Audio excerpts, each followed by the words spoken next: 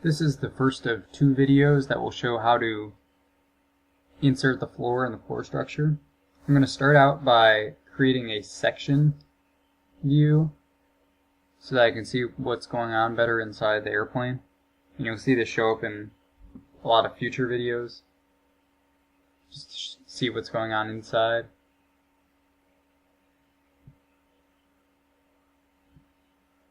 So when you're done with that section, it shows up in the applications key, so you can hide or show that section, and that'll uncut or cut it.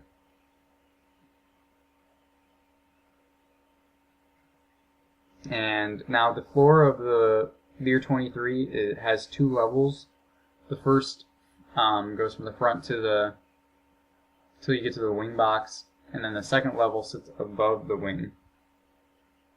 So here's our called a floor plane,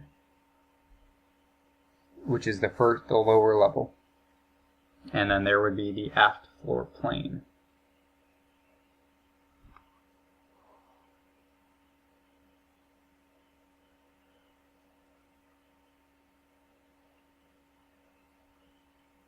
And I'm just kind of arbitrarily putting it in there somewhere above the wing.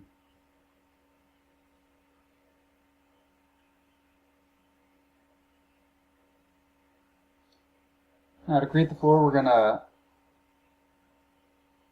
kind of follow a strategy that we've been using throughout, where we draw something on the XY plane. Except for this is not the XY plane, this is the floor plane. Floor plane. And what we're finding here is an intersection between this plane and the fuselage, but only in the section that we want the floor. So we're gonna draw a sketch of from the front to the back of the floor. Really the long sides there just need to be outside the fuselage. That's all that matters about where they are. And then we can fill this in.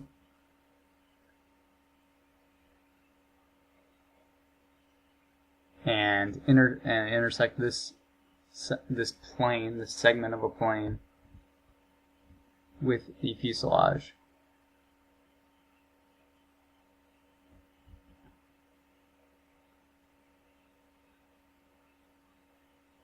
And I call that the panel plane because that's where the floor panels will be. The structure will be below it. And here I'm going to intersect the fuselage that you see. Really, it'd be a smarter decision to intersect the one without any cutouts in it. And really just take my advice. Use the fuselage without any cutouts in it.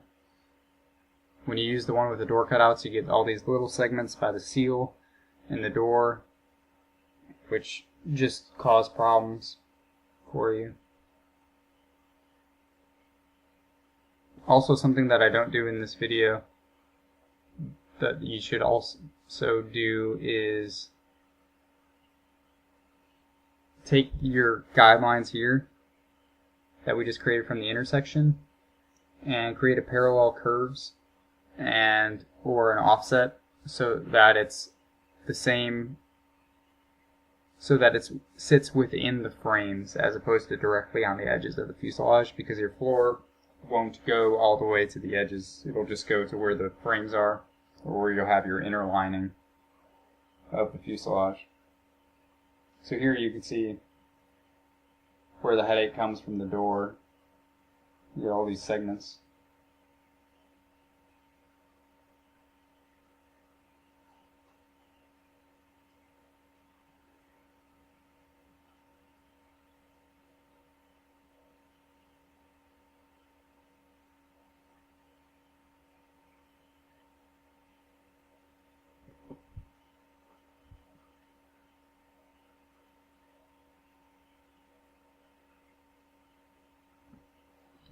And even if you don't use the door, you'll probably have to still do a disassembly there, where you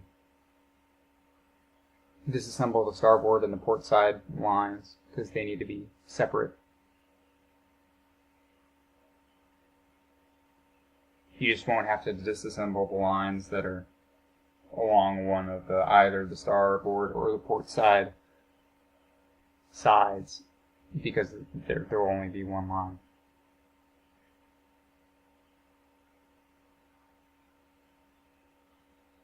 So now, since I had to create an intersection with all the little pieces, then I have to go do this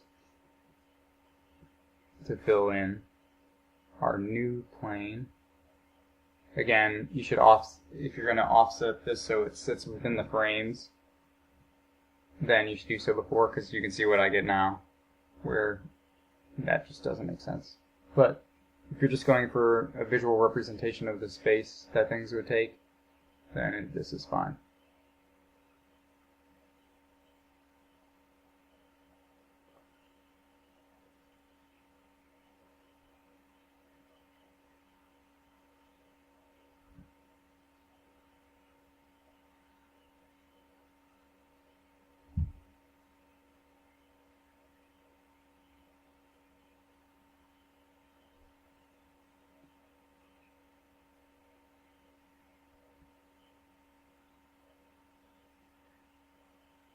So that is about all it takes for the panels, or the panel plane at least.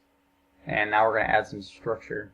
So to do that, we're going to project some reference edges here for where the floor beams will go. And then we're just going to draw some lateral floor beams. Again, this is the same strategy we use for the wing spars and the frames and pretty much all of the structure, where we are just drawing guidelines. Here we won't need to do any projections. We just have these guidelines. What I didn't do here, you're going to want your floor beams to run into frames on the edges. So really what you should do is project the frame guidelines into this sketch and make sure all your floor beams overlay with one of those frames. As you can see here, I kind of have them all willy-nilly running into everything. And that's just not what you want. The spacing where you have, maybe you skip a frame and then you have 2 consecutive frames, skip a frame, 2 consecutive, that's something that's common in business jets. I don't think you can see the floor structure in the cutaway drawing, but here it's just, I'm making it up as I go. And you'll see what I'm talking about with the lining it up with the frames if you don't understand already in a little bit. So here I'm tracing those guides instead of doing a disassembly, because when you do the disassembly it doesn't update well, meaning you have to go back and re-disassemble everything. Whereas if you just create these lines that are overlaid with the sketch, you have all these individual pieces already disassembled, and they should work better when you update things.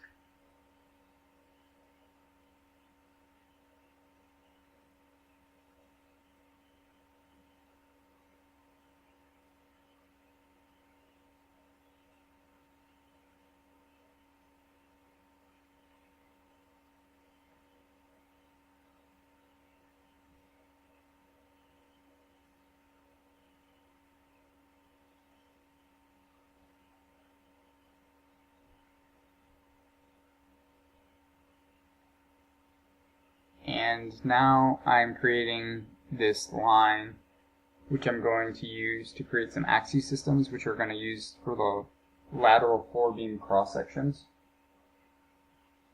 And I'm just making that X parallel to the X-axis that I created below. And I'll make Z go up and Y to the right of the aircraft, the starboard side. And just make sure whatever you do for your axes, they're all the same orientation. Then I'll go into a sketch on this XZ plane, and I'll draw some arbitrary cross-section for a lateral floor beam. I-beam is pretty standard application, or standard for this application.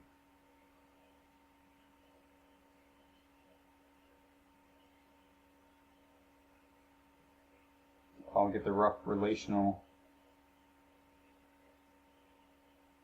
constraints in before we go over, and now I'm doing the actual size.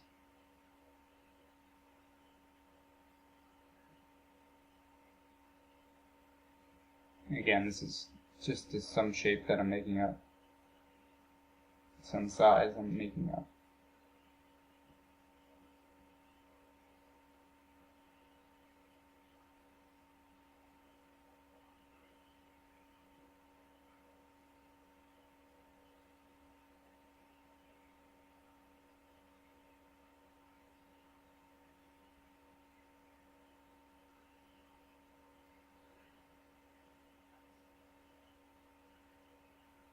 And now we'll do an axis to axis transformation to get the same cross section on the rest of these guides,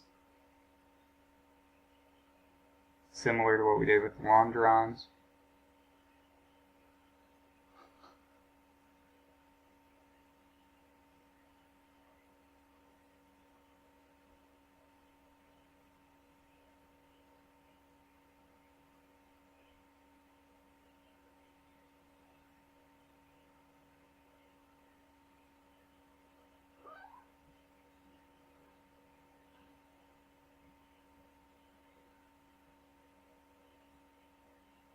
And then we will do a volume sweep to get these to go all the way across. You can see that I have the cross section seems to be floating out in space there. Really it's just on the left side of the plane, and you don't see the floor beam in between there and the starboard side of the plane because of the cross-sectional view that I have on, which just hides certain things. But when I hid the section there, hid the section view, and you can see that those show up because they're poking through the fuselage here. And then we will want to cut all of these objects with the fuselage. Again, cut them with the whole fuselage, cut them with the one that does not have cutouts in it. Not the way that I'm doing it here.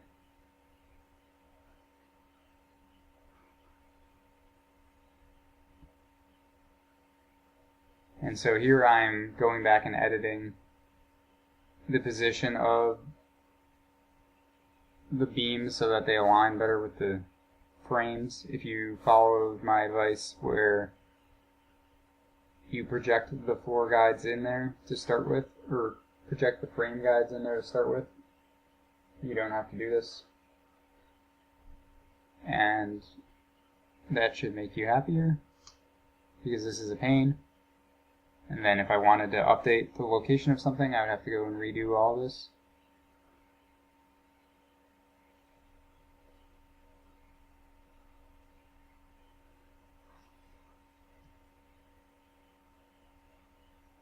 And I already checked the dimensions on that, so that's why I have all these random fractions in there. And see, here's another problem. Once I update these, I have to go back and reselect the endpoints for the lines.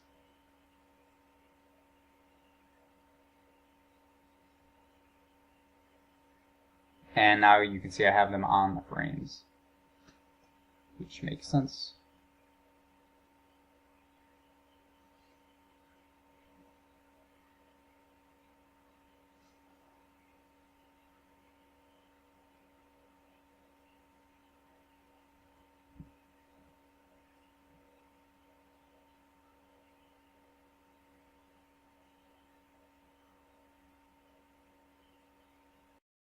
And I'm just going to clean up the tree here. And you can follow these same steps to do the upper level of the floor. This video will be continued in part 2, where I will add the longitudinal floor beams.